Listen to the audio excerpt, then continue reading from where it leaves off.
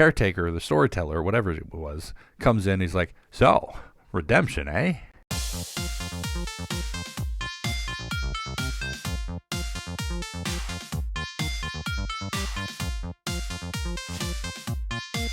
Hello, ladies and gentlemen. My name's StepsBasic, and welcome back to my community show. Yeah. Anyway, so today, first of all, announcements as always. This week was my birthday. Turned 35 on Tuesday, and yay. You know how it is when you start to get older and you don't feel like you're accomplishing as much as you want to throughout the years. You kind of get to be a little bit blue, but I am happy to say I still managed to get all my videos out this week, so cool. Apart from that, finished up Control's main story, wrapping up the behind-the-scenes stuff, the side quests, etc.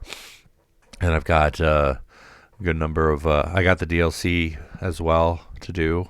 That's coming up soon, as well as doing the Don't Escape series. I've been liking that. I want to do the other one, Deep Sleep, afterwards. But yeah, that's cool. For my birthday, I got 2 new games. Technically I got 3 new games, because I got myself the Resident Evil Origins collection. It's Resident Evil 0 and 1, the remastered one. And I got The Last of Us 2. My brother got me that. And then I got myself a shirt. Yeah. Children of the Vault. It's other side. There we go. It's a Borderlands thing, and I'm kind of excited about that. It's a cool new shirt. But yeah, apart from all that, that's all the announcements I really got. 7-year anniversary of Warframe.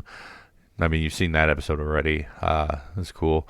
Looking towards the next-gen consoles, and honestly, it's going to be a little bit before I can get one of them, because, I'm poor. But anyway, like I said, that's all the announcements for today. Let's on to the meat and potatoes of the video. We are going to be talking about a game I haven't played, and I'm going to be a little bit harsh about it, so to speak. Specifically, the Dark Pictures anthology from the folks who did Until Dawn. I forget who they are. I watched Jacksepticeye play through the new one, No Hope, and much like Man of Medan, it had great atmosphere and it had great horror elements to it. But this one kind of started moving in a different direction. Now, I had some harsh criticisms about Man of Medan. As a story, it was interesting and cool, but as a game, it failed. And that is because of the simple fact that you involve the player in it. In Man of Medan, for those of you who don't know, spoilers ahead, spoiler.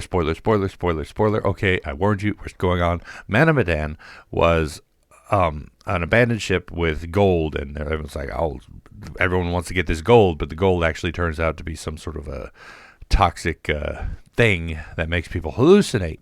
And once you figured that out, which you can literally figure that out in the beginning of the game, if you pay enough attention and find enough stuff, you can figure that out in the beginning of the game. Then you know from then on that nothing else is real. And so the big risk to the game is the player's ignorance. And unfortunately, that game, a lot of people didn't like it because of the simple fact that it didn't work. And that's because the folks who made the game relied way too heavily on the people playing it to be stupid.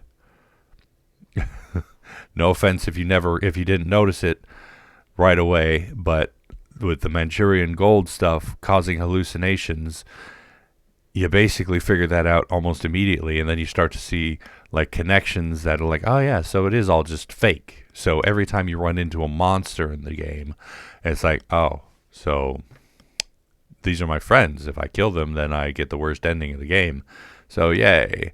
And I don't know if anyone realized that that's why they didn't like it, but a lot of people didn't like it because of the simple fact that it the creators basically or based the game on the assumption that the player was stupid. And a lot of people didn't like that, and I didn't like that. And I don't know how many people realize that that's why they didn't like that, but that's why I didn't like that. And it comes down to weak storytelling. Because as a movie, it might have worked a lot better because things move at a specific pace, and people can, and the directors and creators of the movie can give the player or give the viewer what they want them to see. And same with a book, you know, the author can give them what they want them to see so they don't give away the secret before the end of the story. And at the same time, a story is a little bit more detached, like you're the reader, you're watching this happen, you're the reader or you're watching this happen. So it's not happening to you, so it's like you're not using your own brain to figure things out, so you can somewhat side with the people within the story, you know, because then it's not like, oh, the game developers think I'm an idiot. No, it's the people in this story are ignorant. So yeah, so that moves us on to No Hope, which was so promising because at first it didn't rely on your intellect, didn't rely on you knowing things at all, really. It just had the story and it wanted to tell the story. Now, ultimately, again, spoiler, I've warned you, we're moving on. No Hope is a story about redemption, so to speak. Watching the story through, you're listening to everything unravel, and you're playing through the eyes of one character, but the story, of course, failed in that aspect, in that there are certain events within the story that happen when that character's not around, and that, of course, is a flaw. I watched Jack play it, and he was worried that he couldn't put it into proper words, but me as an author, especially specifically an author of psychological horror, can put it into perspective. I like stories like that, so to speak. When they're executed well, they can be boom. Like a hallucination, guilt-ridden, like psychopathy, a person going crazy. It can be a very interesting story if, like, played well. I mean, first of all, the thing about Manchurian Gold, the thing about Man of Medan was the fact that it relied on you being stupid. And if you weren't stupid, then you figured out the trick and nothing else mattered in the rest of the game. And that happens, at the very least, it happens at least towards the middle of the game, which means after you've found the Manchurian Gold, you know it's all fake. And it's like, okay, cool. It's all psychopath. It's all hallucinations. So then No Hope did the exact opposite of that, whereas the story is given away sort of the middle in Man of Medan, or, you know, if you're very observant, it can be way back in the beginning. And then No Hope made your entire thing pointless. Now, I'm very much a person of, you know, it's not the destination, it's the journey, which is why No Hope kind of still scores a bit kudos to me.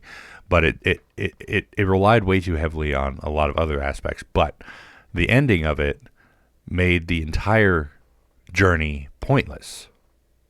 And yeah, you can say, oh, well, I enjoyed it all along the way. But then at the end of it, it's like, but I didn't, because none of it was real. Editing Steps Basic here. In addition to what I just said, bear in mind that this again would have worked better as a movie or a story, because of the fact that you went through the game and you did all this stuff. You struggled so hard to keep everyone alive and then found out that it's all fake. In a story, it would have been a lot better, because then you would have been watching it happen rather than seeing it through your own eyes and your own actions. And that's kind of the point, is you never want to waste your time, your player's time, your reader's time, etc. And when you make a situation where all the work you've done so far meant nothing, then at the end of it, you just told your players that they wasted 3 hours of their life for nothing. And the worst part about it, I'd say, is they could have taken that story in different ways. Like there's this phenomena. You hear about it in Ghost of Tomorrow, which was an indie game. I think it's still in development. I'm not sure if it's fully released yet, but it's like an interesting little phenomenon where timelines overlap, like from people from the 1950s start walking into 2020, for example. And they could have taken that story in that direction, along the lines of Ghost of Tomorrow, which would have been a very interesting thing. So it's like they're not really ghosts per se, but they are, people from the past, literally, people from the past and people from the present literally colliding. And that would have been really freaking cool. Instead, everything's going on inside the mind of the guy. Take, for instance, though, looking at one of my works, specifically the most recent one I put out on the channel, which was Time of Event. If you haven't watched it / read it, it's on the channel. I recommend going and watching and / reading it because it's cool. Of course, I'm a little biased because it's my story. Well, it's Lizzie's story, but I wrote it, and we worked together on the story to get it to work out right, and I wrote the writing and everything. But ultimately, the entire storyline contained within a very short period is spoiler. Okay, I warned you. We're moving on. The main character has murdered his entire crew and gone crazy. So every time he sees his people after that, or throughout most of the story, they're not real. They are in his mind. But that is an important aspect to the story, and it doesn't mess up the story in the slightest, because the whole idea of it is guilt and burden and stress. And that is very obvious from the get-go. Now, of course, the big twist in the story is not related to the crew. And he's still on the mission. He's still doing what he's supposed to do. The only difference is now he's living with the guilt of having killed everybody. And so at the very end, it doesn't invalidate everything that's happened within the story. And additionally, much like I said with the Man of Medan thing, the character is not you. You're not the character. You are detached from the story. So you're watching this happen rather than experiencing it for yourself. And moving into No Hope, we have the same problem. Very plot holey, if you will. Whereas the main character, the one guy you're playing, I think his name was Andrew, the main character, the only person who's actually real in the entire story, you're not always only playing as him. You're jumping around to people who don't exist and events that he could not have seen, and that invalidates a lot of what happened. Now, of course, nobody likes to think that their work was useless. And that's why this would have worked again better as a movie or a book. And they did really well with they did really well with Until Dawn. If you worked hard, you kept your people alive, at the very end, you're rewarded with having the entirety of the ending. In No Hope, if you worked hard and got to the ending, then okay, everybody's still gone. They don't exist. And it all ties back to this kid feeling guilty about his family dying in a fire. Oh, and additionally, the story was very hand-holdy, which was kind of annoying too, because especially with psychological horror stuff, you want to see more like the story is leading you. You don't want to have somebody just outright tell you, like, the game and the story itself was a quote unquote redemption story. Like the storyteller at the end was like, so it's a story about redemption. And I'm like, yeah, but still, I mean, we could have figured that out. You didn't need to come out and tell us. It's important in storytelling to not just assume that your readers are dumb. Now, of course, sometimes you'll get stupid people reading your stories, and they won't get it. But still, you don't want to just come out and say, hey, yeah, this is what the story was about. You happy now? No, you want to go on the assumption that they can figure it out themselves. The whole show don't tell mentality. I think, like, obviously I've only seen the one ending, but I think towards, like, depending on the choices you make, if you make the people in the story better people, then they get to survive at the end, even though, again, they don't exist. It was a redemption story, and the very end of it showed that without you telling us that. And then the caretaker, the storyteller, whatever it was, comes in, he's like, so, redemption, eh?